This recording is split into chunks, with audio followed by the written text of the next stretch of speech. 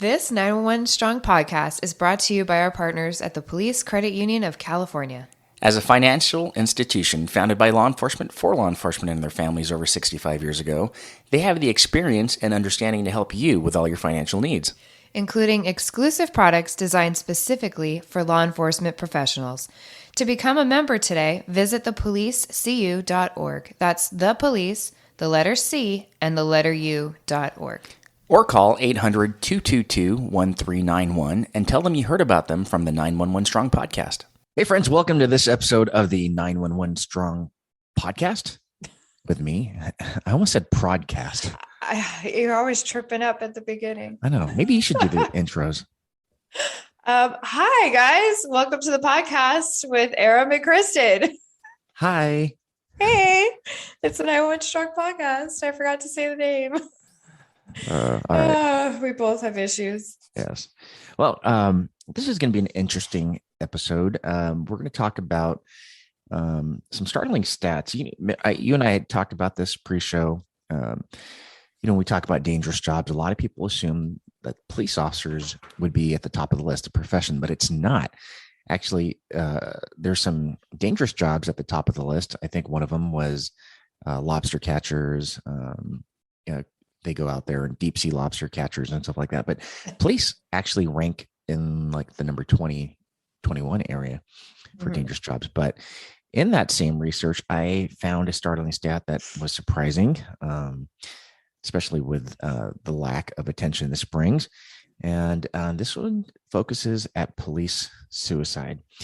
This 2019 study that we're going to discuss talks about how police are at the highest risk for suicide of any profession. That's number one.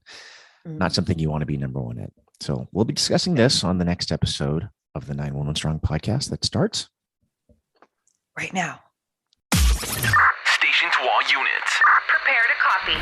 You're listening to the 911 Strong podcast. Don't act like I never told you. With Aram and Kristen, bringing you stimulating discussion. Now, I like the sound of that. An entertaining conversation. And now, here's Kristen and Aram. Hey friends, welcome to this episode of the 911 Strong podcast. With me as always is my good friend Kristen. Hi. Well, today we have a special guest. Our special guest is a master resiliency instructor from the FBI National Academy. She travels the nation and speaks at the FBI Academy, talking to students, mostly comprised of law enforcement professionals, about resiliency and the warning signs when it comes to wellness and lack of wellness for that matter. So without further ado, I'd like to introduce our special guest, my co-host, Kristen. Oh my gosh, the way you do that intro. Now I'm like on the spot. Thank you. So now you know how our guests feel sometimes. Yeah, I do. That's a little nerve-wracking now. I have to like own up to it. Well, I wanted to put a little pressure on you because the pressure that you feel from this intro and that, that gave you a little bit of angst and anxiety. It did. Can you imagine what people that are going through personal problems might be feeling? The amount of anxiety is amplified thousands of times, right? Yeah. And I know you're no stranger to this because you're an expert in this matter. But when you teach these classes, how is it received? I think you've told me that a lot of officers are reluctant to discuss it. Mm-hmm. Yeah.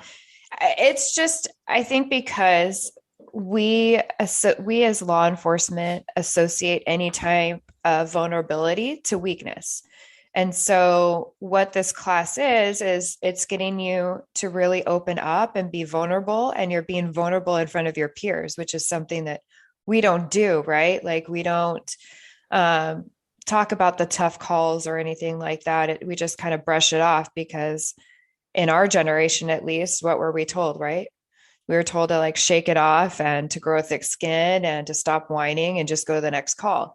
And so those senior to us as well, they don't understand why generations below them are starting to have problems with all of these issues, and it's coming from the older generation where most of them have had multiple marriages and divorces, and their kids want nothing to do with them because they are so work driven and put that as their priority over everything else because they want to just keep climbing that ladder and they don't think about the consequences after they retire. So I think, I don't know what the dates are. I guess I could have looked them up, but I think prior to 2019, a lot of the um, suicides were older police officers. And those are the ones that were retired that don't have that backup plan that, was all about work, all about the badge, all about the uniform, all about the title. And then once they retire, they didn't have any retirement plans. And now that they go home, who are they going home to? And so they're kind of left with nothing. So with these classes, most of them are bought in already because it's through the NA and they do have to pay a fee to have the class, but it's mostly just for supplies and everything and for us to be able to travel to them. But we keep it really intimate. We keep it anywhere from ideally 12 to 20 people. And then we put them in a horseshoe shaped classroom with the tables so that everybody's kind of facing each other because we need to see everybody's emotions because when you're looking at somebody's back of their head, you tend to like toughen up, right? Like you're not seeing anybody else like break down or agree with you, or like we like to say in the classes, me too. Like we know like, hey, I'm going through the same thing. And you don't have to explain, but it's just letting them know like, yeah, I get you, or, just a head nod kind of thing. Yeah, it's a lot harder when you're actually looking another person in the eye when they're, basically letting it all out there. Right. Yeah, because I mean, if somebody's breaking down, most people will avoid eye contact, right? And so when you're in that horseshoe shape, you can't really avoid eye contact. You can't see the quivering of the lip or anything. And we've had some really big breakthroughs in our classes that people are holding on to a lot of stuff and that they have never said in front of any of their coworkers, let alone some of their family members, and they just let it all out. And we're holding on to a lot of baggage, a lot of years worth of stuff. Like you've seen and heard a lot in your 20, you're around the same as me, 22-ish years or so. Yeah. From as far as work, I haven't known anybody at work that committed suicide, but we know one. We do? Yeah. Okay. We'll have to discuss that later. I can't. Maybe this is a phenomenon that you can elaborate on, but I know you know this, but our listeners may not know this, but I have personal experience with suicide and the talk of it. This isn't the first time someone had to remind me that I did know somebody that committed suicide that wasn't my dad. Yeah. Well, he doesn't work with us. He didn't work with us for a while. So, okay. So I think psychologically, I've learned to lock it, suppress it. And so anything that has to do with that subject, I kind of put it away. But let's just pretend I'm one of your students in the class right now, and it's my turn to do the testimonial. I know that not every student that's in there is going to have a personal story. They may not know anybody that committed suicide. So, but for me, this because we've been friends a long time. But in 2013, my dad committed suicide. And my dad was part of that old guard generation that you were talking about. He was a Vietnam vet. And he was raised by my grandfather, who was also a vet. And if you knew my grandfather today, you would never believe my dad's stories, because my grandfather treated me and my kids like, a Hallmark movie grandfather. But according to my dad, he was really hard on him and expected him to be really tough. And I think that was just the generation they were in. But yeah, when my dad committed suicide, it was completely a shock to me because I knew he had battled some demons, he had some, survivor's remorse. And he regretted what he did to cause my mom to leave him. But when I got married and had kids, that was his new lease on life, right? He lived for my kids. He wanted to spoil them. And it was kind of his second chance. So when I was at work, actually, had a first aid training class, one of our every 2-year refreshers that we do. Oh yeah. And I got up out of class because my grandma called me, and my grandma never calls me, right? I call her once a week, but she never calls me during the week because she's always like, oh, you're so busy, I don't want to bother you. So she calls me in the middle of this training class and says, you need to come home right now. And I can hear the warrior in her voice. And I said, what's going on? I was like, is it grandpa? She's like, no, it's your dad. I'm like, oh my gosh. So I, I got in my personal car and I drove really fast over there. I got there before the fire department did, actually. And my dad was, I guess it's not too graphic, but I can't say it without being too, for our sensitive ears. If you have kids in the car, maybe you'll want to hit pause or forward the next 10 seconds. But I go to my dad's room and he's hanging from the door. He got some electrical wire, wrapped it around his neck and tied it on to the back of the door. So, and his feet were only like 2 inches off the ground. I've been on so many suicide calls as a cop. I already know what rigor feels like. And my dad's, so I cut him down and I worked on him. And it was more out of a vain attempt, I guess. I don't know. It wasn't like hope. Yeah, that's a good way of saying it. FD gets there and they take over, and it wasn't even a real attempt. I think they knew. And but when all was said and done, the police who came, my grandfather had told them that I was a police officer, and immediately it was a different kind of customer service. And I hate to say this for people that are not cops out there, but I don't know. There is a professional, I don't say courtesy, but empathy. If you see another cop that's in trouble, you're going to feel a personal relation to that. Yeah. So their watch commander came, their chaplain came, and I didn't ask for any of these things, but they were like, we're here for you. Are you good? I'm like, I'm as good as can be. Yeah. I didn't show an ounce of emotion. It wasn't until my drive home and I think I lived about 45 minutes away that day. I was just stoic. I was like, what just happened? I was in shock, kind of like coming down from a work high. Yeah. And then, I don't even think I don't remember how I informed my wife, but at some point I informed her, and that's when I broke down. Is that something similar to other officer stories that you hear? Yeah. Well, I mean, just right now, you told me things that you've never told me before. Yeah. You went into greater detail just right now, just by me giving you permission to tell me everything, and our audience now, Yeah. So it's stuff like that. And obviously, I'm sure when you go out to other suicide calls, that kind of triggers thoughts of your dad, right? To some extent, sometimes. Yeah. Or just hangings, and it's very vivid in your head. But I think you've been very good about talking and being open. Like, yeah, this is something I experienced and I went through. And that's what's good.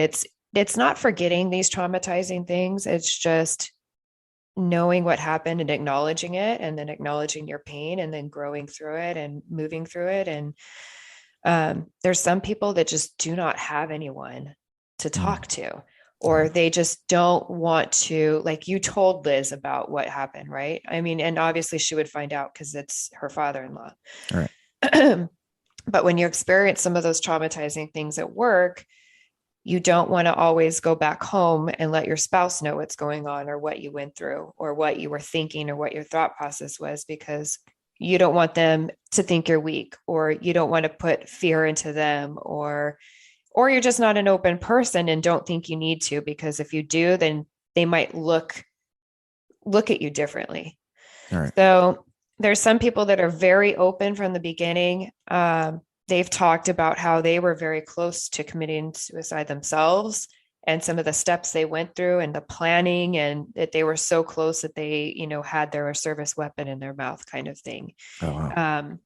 So they really open up a lot. I haven't had a class where somebody's been on that verge, but some of our other instructors have, and they've gotten them help right away. So yeah, I don't know if we covered this before or not, but we talk about I get our conversations blurred between the podcast and our personal conversations, but that's okay. I know you and I have talked about how taboo it is to talk about suicide or if he needed Yeah. help, right? Yeah. Mm-hmm. So for the fact that an officer in that setting full of strangers would come out Yeah. and say, "Hey, I've thought about it myself," because I'm thinking if I'm that guy, I can't bring that up because they'll put me up for a psych eval. I'll lose my Yeah. job. Yeah. I mean, the good thing is that, and yeah, you're right. A lot of them are very afraid of saying that stuff because they could lose their job, right? It Right. depends on the agency. And some of them handle it a lot better than others. There are some that will put their officers off on leave and allow them to go to therapy. We'll send them, there's like certain, I don't have the names in front of me, but there's certain like camps that you can go to and retreats that you can go to with other first responders, cops, firefighters, even dispatchers, and work through the whole process and be together with a group of people that understand what you're going through. But yeah, it's really taboo to talk about it. Like everybody gets uncomfortable to Yeah. speak about it. And that's what I think makes it so much more dangerous. Like we can talk about, and I'm sorry for our viewers, but after years of going through things, you get very, I guess, complacent and a thick skin. And uh, we just treat it like every other day, I guess, because that's our coping mechanism. Right. When You get really calloused to it. right. When we go to some of Desensitized. these, crime scenes or we Mhm. hear about things. Yeah. But when it comes to one of our own committing suicide, nobody will talk about it. Yeah. Like well, I guess I'll bring it up, but my ex committed Oh, suicide a few months ago. yes. And there's a lot of people I work with that know him and we're talking about it. Not one person came and asked me how I was doing or how my family member Mhm. that's related to him is doing. Not Right. one, not one. But then after, if I started bringing it up, oh yeah, by the way, how did that go? Yeah. Oh, okay, Yeah. okay. When you just said that, it reminded Mm-hmm. me who we were talking about at the beginning of this podcast, Yeah, and you're right. It was in the back of my mind, and yeah. I couldn't even put two The, and two together. yeah, even other people uh, that didn't work with him would come up to Danny and ask him not necessarily how I was doing, but how he committed suicide, or Mhm. do we know why? Right. And not I mean, he hadn't been working at our agency for a long time, but yeah, it was a lot of them knew him and knew the story, and not one person said anything. And it is what it is. Yeah. I'm not angry about it, but it just makes me realize like we can talk about everything under the sun except for our own members when it Right. comes to being vulnerable and asking somebody, genuinely asking them how you are doing, you know. Yeah. I remember when that happened. I think Danny, your husband, told me first, Yeah. and I think the immediate concern was whether or not you were going to tell your daughter, Mm-hmm. and when he did, how that was going to happen. And I remember we're just kind of having a group chat about that, and the decision was obviously yours, and Yeah. I don't even know if we provided input or if it's not even our place to put in input, but I didn't work with him. I knew of him just based on the little conversations that we had. But one of the thoughts I had personally was, the thoughts, the memories that you brought up were not always positive memories of him. Yeah. When this happened, your attitude changed completely. It was more, you had different concerns, and it was concerns for him, his family, and then concerns for you, for your family. So it's funny how when something like that happens, and it sucks that it has to happen that way, that it Yeah. causes us to Yeah. have different feelings and emotions and stuff. Yeah. Well, I mean, it is what it is. So he wasn't directly involved with my daughter's life, but at the same time, he took away that opportunity from her knowing him. Right. And so that's where I was more concerned. Like at this point, even before that happened, I didn't hold any ill will towards him. It's just, you know, we just didn't see eye to eye on things. And everything happens for a reason. And I'm very grateful that he stayed in his lane and I stayed in mine, and Jason was brought up the way she was. But I was not upset for me. I was upset for her. Yeah. Because, she planned having an opportunity to meet him, and that got taken away. But in doing so, we were able to meet other family members who she's never met before. And they were very sweet and very welcoming. And, so it gave his mom the chance to meet her granddaughter, which she said she'd been praying for all her life. So and as ugly and as gruesome that time was, that brought some closure and some peace to the grandmother to be able to meet her granddaughter. Yeah, I guess you're right. And maybe that's how people have to cope with that stuff. Because one thing when we bring attention to people and suicides, one thing that we fail, I shouldn't say as a profession, but as a people, to mention are the survivors, right? The people that get left behind, they're reeling too. Yeah. And what you just said, and in my personal experience, you're absolutely right. You have to look at the silver lining, the hidden blessing behind the tragedy. Yeah. Or else you're going to go down a spiral yourself. Yeah. And that's what's so beneficial about this whole resiliency class is that's exactly what it is. You can either continue to go down this downward spiral and surround yourself with unhealthy habits, or you can choose to what we call like a suicide, an activating event, right? It gets you feeling a certain way. Recognize how you're feeling and say, okay, either I can start hitting the bottle myself to numb my thoughts and to just get me to pass out or think differently, or I can deal with it. I can go work out. I can go talk to a friend, a family member, even a therapist. I've done that before. It's not scary. It's not like how they make it seem on the movies. And you can just go through that process and choose to think about things differently. Like I said, although she didn't get to meet him, she got to meet his brother, her new uncle, and the grandparents, and, all these new connections that she didn't have before, kind of thing. So, you have to just look at things differently. You can't, if you recognize you're starting to spiral out of control, you need to stop and decide, do you want to continue to go down that tunnel and that hole, or do you want to start climbing yourself out of it? And so, that's when you need to really look at your friend group and your family members and start having those open, vulnerable conversations with them too, because they're not going to know if you don't tell them either. Right. And expect people to read your mind. Yeah, I guess you're right. It does help. And it happened. Like, I never intentionally said, "Oh, I'm going to call Kristen and Danny right now, and they're going to be my therapist." It just happens at the most random times too. I forget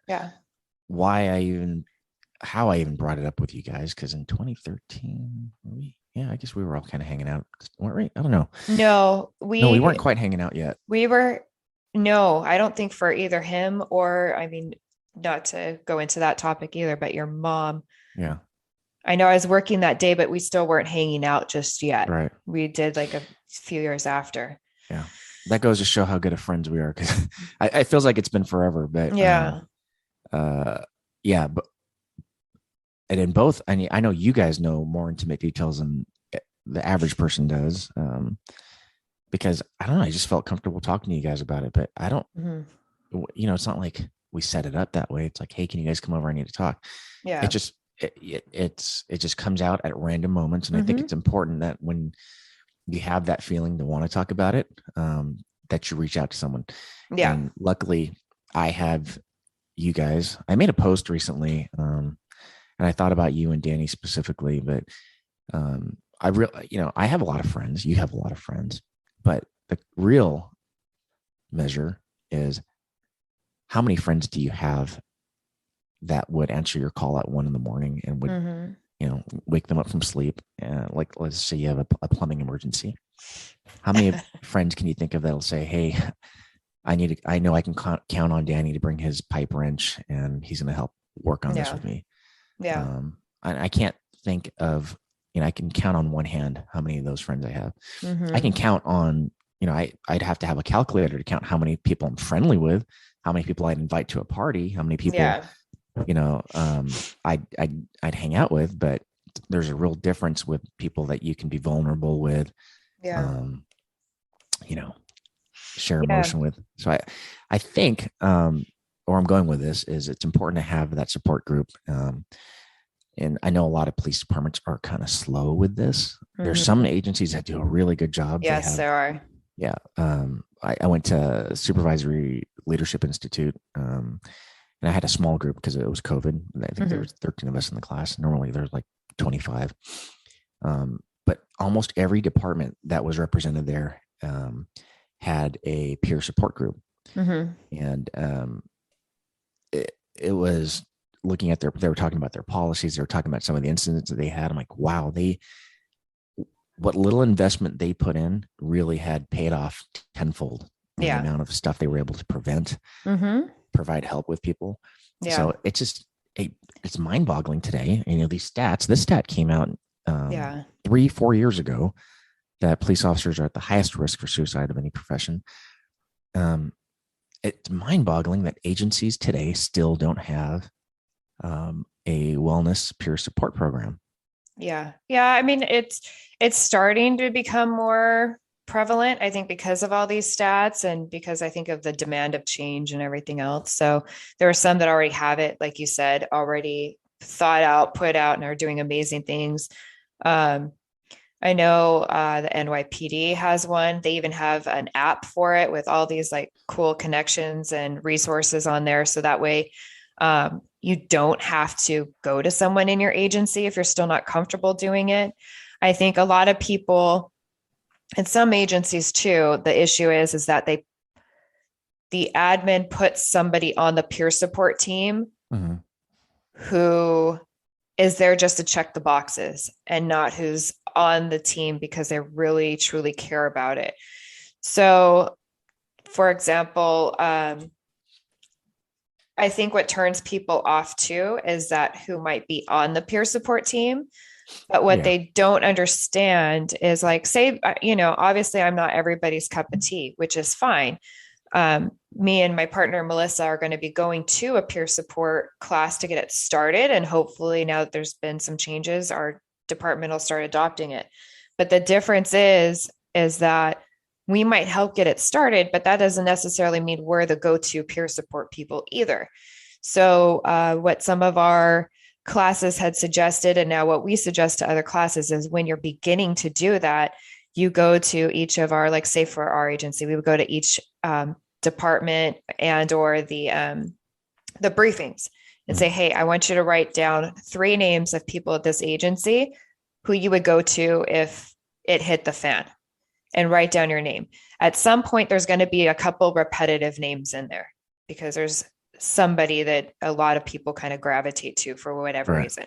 So that's going to be some of those people you want on your team. And then obviously I can help out with officers to some extent, Mm-hmm. but obviously I've never been in a shooting. I've never been there. I've never bent over like a dead body or, a dead child or anything like that. So you want somebody who's willing to talk to others about that as well, because I can't say, I know how you're feeling, Aram, I get it. No, I freaking don't, because I've never been there before. Now I can help with dispatchers on the other side dealing with like shootings and that kind of thing, or having a spouse in there, that kind of stuff. So Right. you have to find different people that have been through different things to be on that team, or at least know that, like, hey, I can connect you with this person. They're willing to talk to you about that. So that's what they have to keep in mind too. So hopefully it starts changing for the better. If not, one of the things that we tell people also is, like you mentioned, you have we call it the board of directors. And it's basically, like you said, you can call me and Danny at 1 a.m. Mm-hmm. and we'll get in our cars and we'll go to wherever you need us to go. But you also, kind of like younger kids, you know where to shop around if you want a certain thing, right? You go to mom or you go to dad. So I know I can go to you guys about anything and everything. I also know I can go to my friend Melissa if I'm having an idea or if I'm second guessing myself, and she's going to tell me the truth. I know I can go to my dad if I want like something built, or I'm looking at a construction, or if I need to know something like direct about the Bible or that kind of thing. Like it's just, who to go to. You Right. also can put people who have passed away, like say like your grandmother, like what would my grandmother say about this? Mm-hmm. And you can think about it that way. She can be on it. Some people that you cannot stand can be on your board of directors too and be like, oh, I do not want to supervise like that person. All right. Am I going down that tunnel? Yeah, that's exactly what that person would do. And I swore I would never be that person too. So I get your analogy, and as you were talking about it, it started to make sense. When you said board, I'm just thinking maybe a group of people, but in reality, a board has its specific officers, right? You have a CEO, you have a CIO, CFO. You have all these people that have their specialties. So you're right, like you specifically said. If I have a Bible question, I'll go to my dad. If you have maybe a financial question, you'd go to your accountant friend, someone that that has an expertise in something. And if we think about it, just if you give time to think about it, just in the 2 minutes you were explaining that board analogy, I was popping people I would fit in those roles in my head. So I think you're right. It only takes a couple minutes of thinking to ourselves to do that. So it's probably something that we should all do. And maybe these people don't need to know they're on your board either. Well, you don't need to tell them. That's interesting, because I was about to say, like if you came, I don't know. I think if I told a couple friends, I don't want to say flattery because that's not the goal we're trying to accomplish. But if I told them, like, hey, listen, I really value our friendship, and I think you have something valuable to offer here. And I feel like I can talk to you when things come up like that. I just want you to know that if I ever reach out to you, it's not a random thing. This is because I think very highly of you. I think if I was the person receiving that information, knowing that this person wouldn't have said something like that unless they may feel they may have to talk to me one day, I would probably, my responses to anything that he or she does in the future might be a little bit more empathetic, maybe come from a different place, as opposed to like, why are you bothering me, dude? And now that I know, well, you're bothering me because you think highly of me. You came from a place where you thought about this, that you needed to talk to me for a reason. So I don't know, maybe my response and my approach would be different. I don't know. Yeah, it varies. I mean, you can let them know. Another thing that we tell people too is how often do you show gratitude for those people that mean a lot in your life? Yeah. No, right. I'm the king of taking things for granted. Right. Like, I mean, because we just assume like they know, right. Like, yeah, Downey knows I love him because I married him. Right. He should know that. But how many times do you actually say like, oh, like, thank you for, like with Liz, thanks for all your arts and crafts. Thank you so much for painting that wall. It looks amazing. Or putting our studio together. It looks great. Or, and one of the toughest things I think for our class is we make them write, we kind of trick them into it, but we make them write a gratitude letter to their closest person or the person that has made a big impact on their life. Again, it could be anybody. It could be somebody who passed away that you never were able to say that to, or somebody that's near you, like your wife, your kids, a coach, a teacher, somebody like that. And then we make them take it a step further when we tell them like, okay, so for your homework tonight, now you're going to go and you're going to call that person and you're going to read it to them. And then you're going to come back tomorrow and tell us how it is. And yeah, we have some people that come back and they don't read it to their partner, but they read it aloud to the class and they break down because they're just letting all their emotions out and their gratitude out. So it's not horrible tears. It's like happy tears and they're just feeling that release. So maybe a little guilt really too.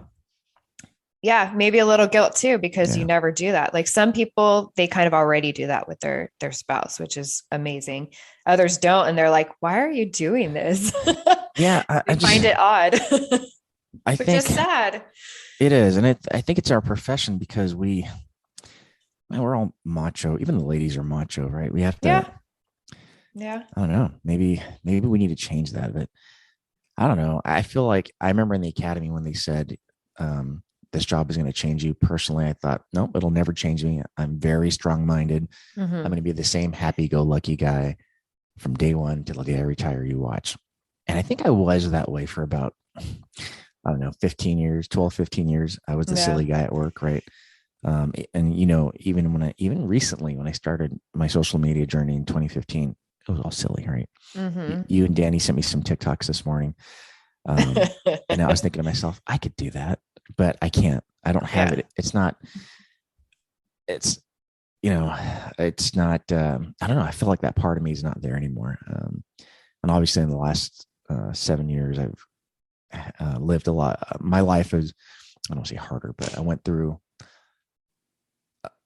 all the tragedies that a person would experience in their lifetime a couple times in a short amount of time. And I feel like that part is out of me. And then especially with what's going on in law enforcement today, the public sentiment, it's just, I don't feel right.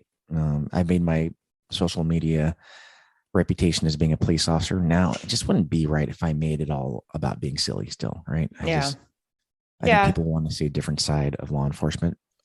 Totally, but probably not that side right now. They probably want to see more of someone that's committed to go out there and bridge that gap that's been fractured.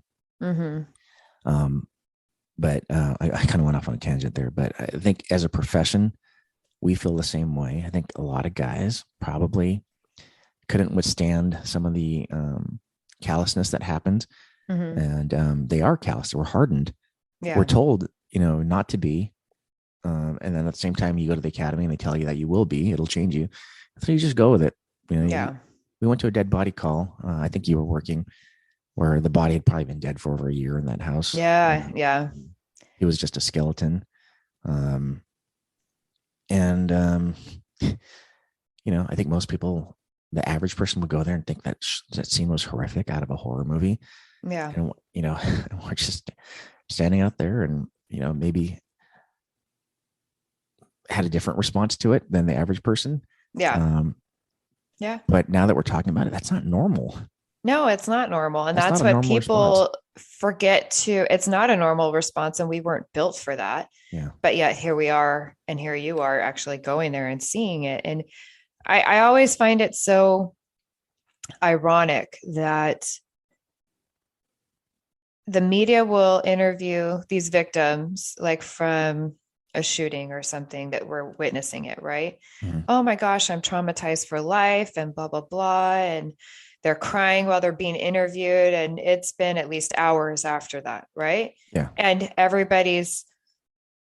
some are empathetic, some are sympathetic to what they're going through. Oh my gosh, that poor person's going to be like messed up for the rest of their lives. I can't believe it, blah, blah, blah. And yet we see like the domestic violence day after day after day. We hear it day after day after day, and we get so used to it. And it becomes so natural to us to just go from one call to the next call, just like it takes the normal person going from work to home. They no longer notice the street signs or the people walking on the street or the buildings and the businesses or anything else, because it's not new to them anymore. It's, so they need to really understand, like we see and hear a lot, and it does a lot of internal damage. I guess it's kind of like scarring, right? You kind of build up like a callus to it because it's been so repetitive. And when it comes to law enforcement, not every call is going to have you break down.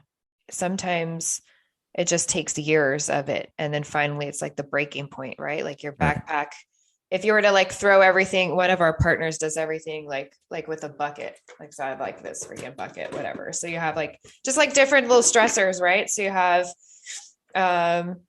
like something at home, and then you have, I don't know, a murder, and then you have all these things, but you're holding it over your head. So he holds all this thing, this guy, Danny, is like amazing. And he went through a lot of stuff too.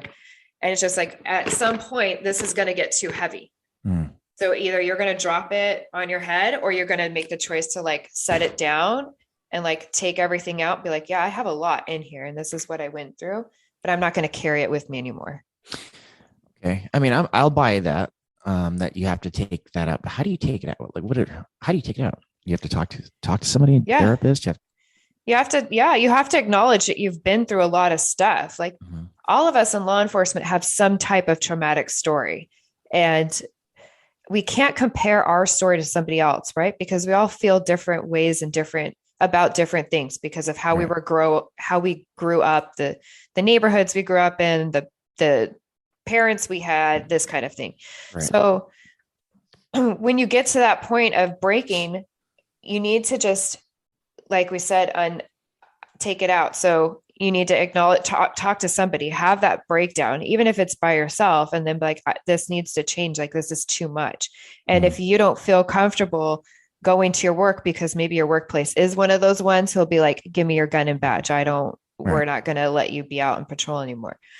That is stripping away from an officer even more. And that's going to push them even further towards that, like, suicidal thoughts, or into depression, or further into alcohol, that kind of thing. So there's a whole bunch of different, like,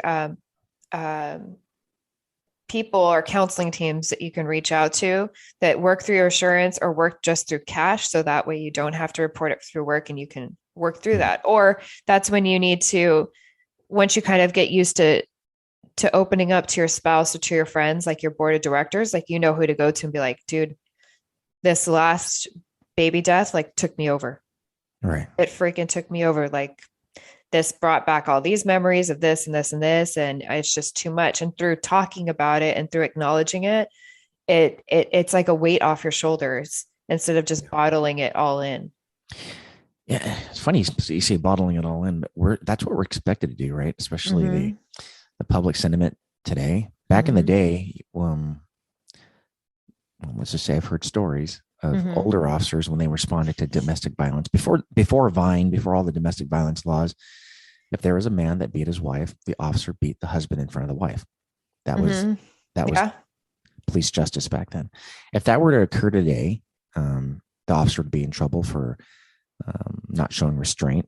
So what are we supposed to do? We're supposed to bottle it all up. I remember when I was in patrol, I would tell my guys, this is when those First Amendment people first came out with video cameras. They would go in officers' faces with cell phone cameras or video cameras, and I have a right to be here.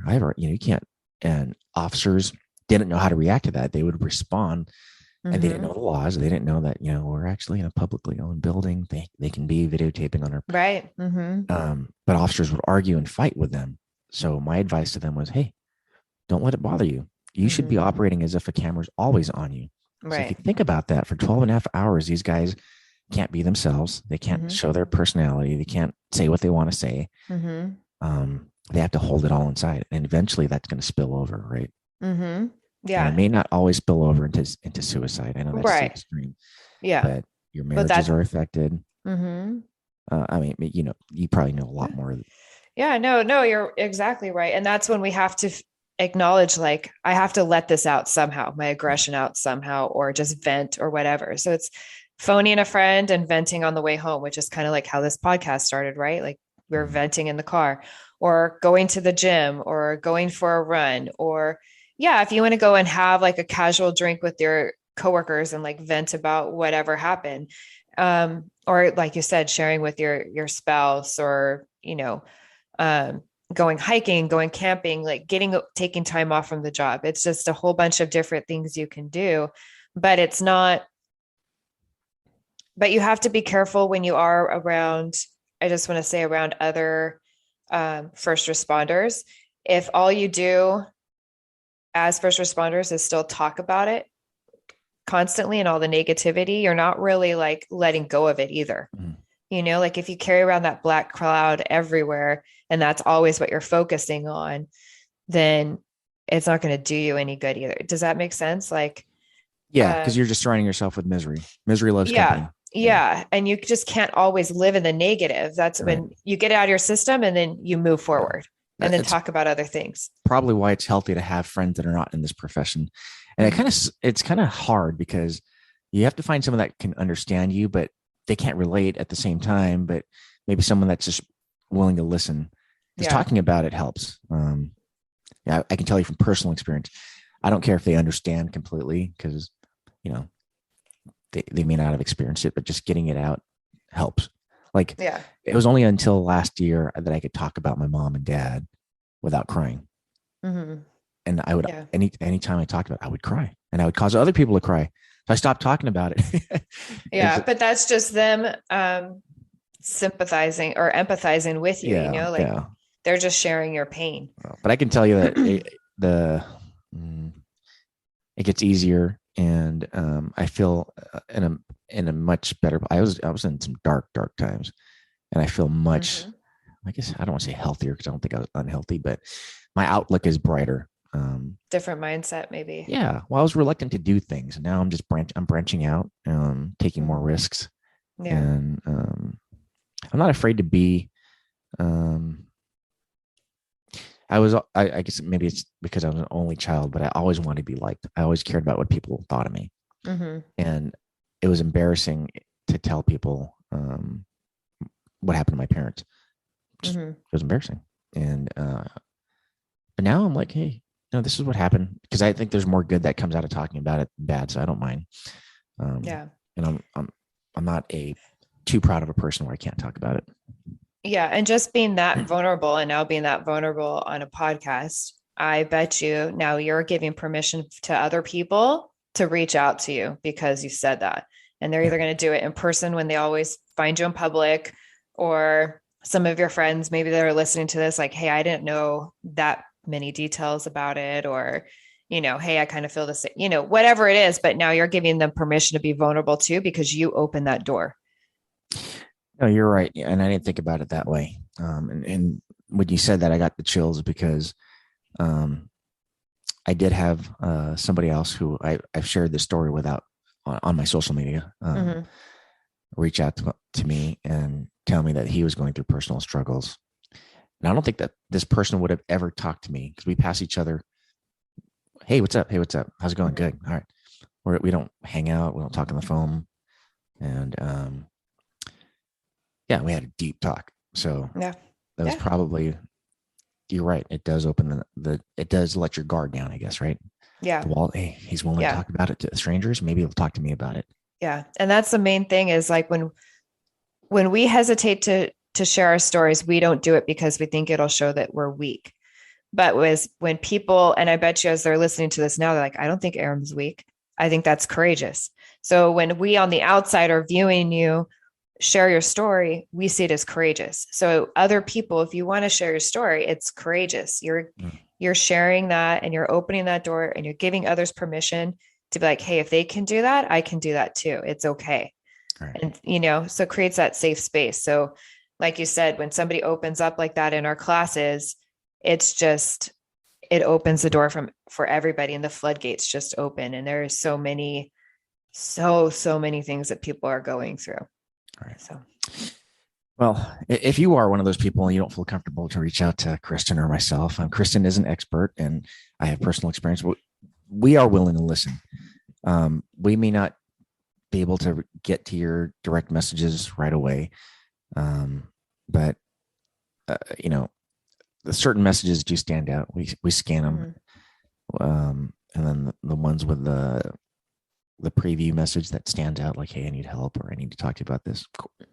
Those are the ones I get directed to. The ones that are like, hey, can you share this? Can you bring up this? So, I'm like, no, we're going to skip that message because time is valuable. But if you don't feel comfortable talking to us or you can't get to us right away and you need to talk to somebody, there is a national suicide prevention line and it's manned 24/7.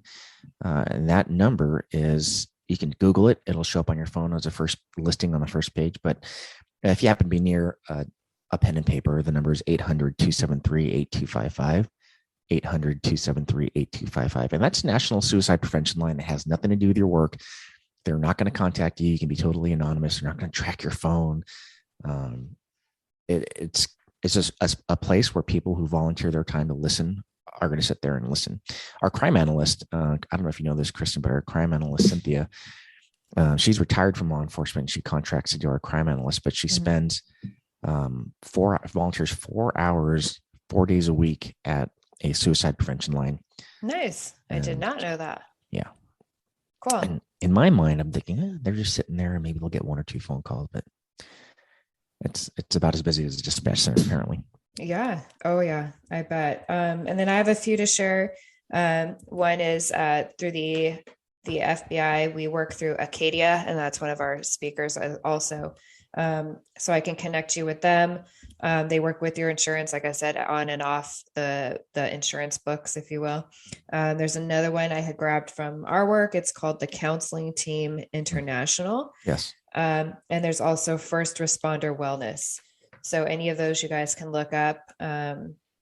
Just Google it, and Acadia Health, thecounselingteam.com, and firstresponderwellness.com. So there's a whole bunch of help out there for you. Hopefully this kind of helped some of you guys out.